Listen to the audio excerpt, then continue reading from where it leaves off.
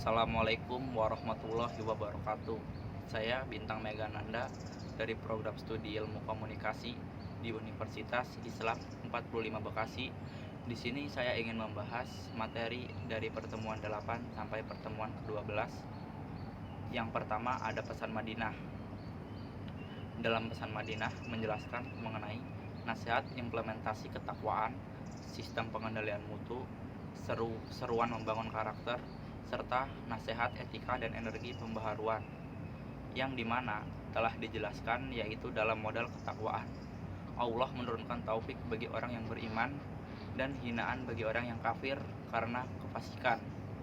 Selain itu, Allah mengajarkan kepada umat Nabi Muhammad SAW untuk menjadi manusia besar, artinya menjadi manusia yang senantiasa lapang dada dalam menjalankan visi dan misi kehidupan, serta pesan untuk bangkit melakukan pembaharuan bagi masyarakat yang tenggelam dalam kesyirikan, seperti penyembahan pada berhala dan hawa nafsu dalam bentuk harta, tahta, dan wanita.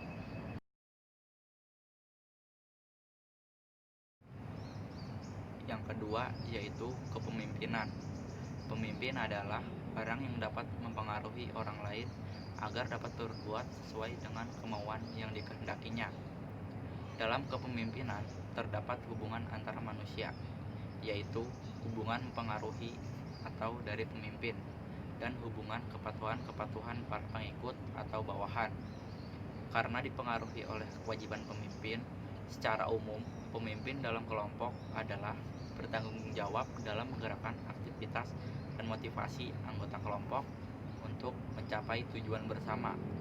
Selain itu, pemimpin bertanggung jawab atas seluruh aktivitas staffing, training, dan lainnya. Kepemimpinan terbagi menjadi beberapa model. Di antaranya, yang pertama, kepemimpinan transformasional, yang dimana pemimpin memotivasi bawahan atau pekerja. Yang kedua, kepemimpinan karismatik, yang dimana muncul perubahan situasi yang cepat, krisis, dan tekanan. Yang ketiga, kepemimpinan irasional, yaitu pemberi semangat kepada diri orang lain. Adapun model kepemimpinan Makkah dan Madinah, yaitu kepemimpinan profetik dan profetik. Sebagai contoh, Nabi Muhammad SAW seorang pemimpin yang adil, jujur, serta bijaksana, dan telah dijelaskan dalam Al-Quran, beliau adalah nur, cahaya, yang bisa menerangi umatnya menuju jalan yang lurus. Dan yang ketiga adalah implementasi tauhid dalam Pancasila. Tauhid merupakan pokok inti dari agama Islam. Dalam kehidupan bersosialisasi, seorang muslim harus mendasari diri dengan menjadikan Allah sebagai tujuannya. Sebelum era Indonesia merdeka, para pemimpin negara disibukkan dengan perumusan dasar-dasar negara Indonesia, yaitu Pancasila. Dari Pancasila inilah kehidupan berbangsa kita dapat dilihat dan dinilai. Dengan hadirnya nilai tauhid dalam Pancasila, membuat sebuah negara untuk berbuat adil sekaligus berbuat kebijakan dalam mengambil sebuah keputusan atau tindakan. Dalam hukum Islam, tauhid itu sendiri secara mendasar adalah pengetahuan yang meyakini bahwa sesuatu itu satu. Dalam ajaran Islam, hal ini berkaitan dengan sifat keesaan Allah, bahwa Allah itu satu, zat yang memiliki segala kesempurnaan dan tidak satupun yang bisa menggantikannya. Dengan begitu, ilmu inilah yang akan membantu manusia menetalkan akidah keagamaan melalui dalik atau aturan yang jelas. Begitu juga dengan Pancasila, terutama pada sila pertama yang berbunyi ketuhanan yang Maha Esa, yang dijadikan sebagai pedoman dalam sebuah negara Indonesia. Dan untuk yang keempat yaitu istiroj. Istiroj adalah kesenangan dan nikmat yang Allah berikan pada orang yang jauh darinya, yang sebenarnya itu menjadi ajab baginya, apakah dia bertaubat atau semakin jauh. Kemudian bahaya istiroj bagi diri yaitu akan mendapatkan malapetaka apabila semua harta yang didapat melalui jalan yang buruk, semisalnya seperti korupsi, suap, atau cara haram lainnya, serta mudah terpedaya untuk melakukan maksiat, akhlaknya buruk, dan jauh dari agama. Dan bahaya istiroj sebagai kehidupan berbangsa dan bernegara yaitu membuat sebuah negara yang dilandasi dengan semua kekufuran kepada Allah Subhanahu wa taala serta menghalalkan segala cara dan melegalkan beragam bentuk maksiat menjadi tampak lebih maju.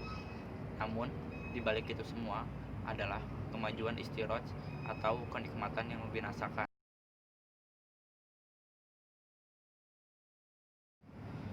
Dan yang kelima atau yang terakhir adalah energi pembaruan untuk membangun moralitas bangsa.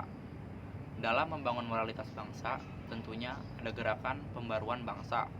Sebagai contoh, dalam pembaruan negara muslim, orang-orang yang memegang etika dan prinsip pembaruan diantaranya adalah kelompok tasawuf atau pembaruan akhlak.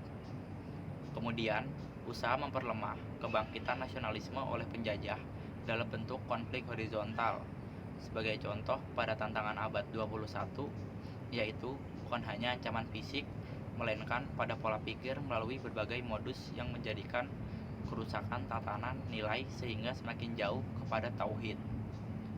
Tasawuf itu adalah kesempurnaan dalam Islam, kesempurnaan dalam iman, kesempurnaan dalam ihsan, dan kesempurnaan dalam amal.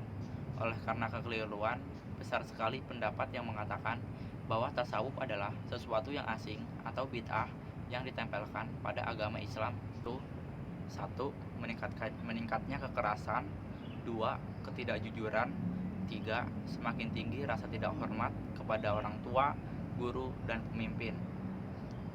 Serta solusi dari kehancuran suatu bangsa adalah yang pertama, membangun jiwa seperti membangun ajaran tauhid. Kedua, membangun karakter seperti membangun jiwa Al-Quran. Yang ketiga, Al-Quran sebagai solusi permasalahan skala individu, keluarga, dan berbangsa dan bernegara. Untuk itu, bangunlah jiwa kalian dengan membangun ajaran tauhid seperti membaca Al-Quran dan mengamalkannya.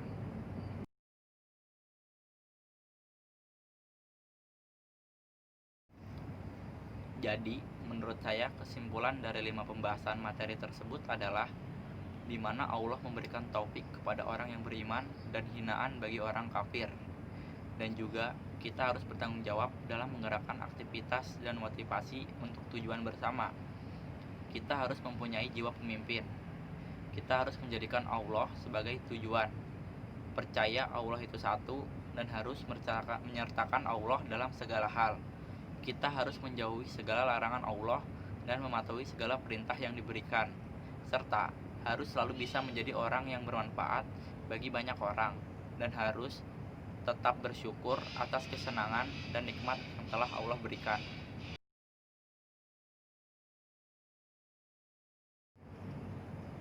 Segala bentuk perhatian para teman-teman sekalian dalam mendengar sambutan saya merupakan sebuah penghargaan dan saya ucapkan terima kasih. Mungkin saya rasa cukup apa yang saya sampaikan, kurang lebihnya saya mohon maaf. Akhirul kalam, subhanaka Allahumma wa bihamdika, asyhadu alla ilaha illa anta astaghfiruka wa atubu ilaik, wallahul muwaffiq ila aqwamit thoriq. Wassalamualaikum warahmatullahi wabarakatuh.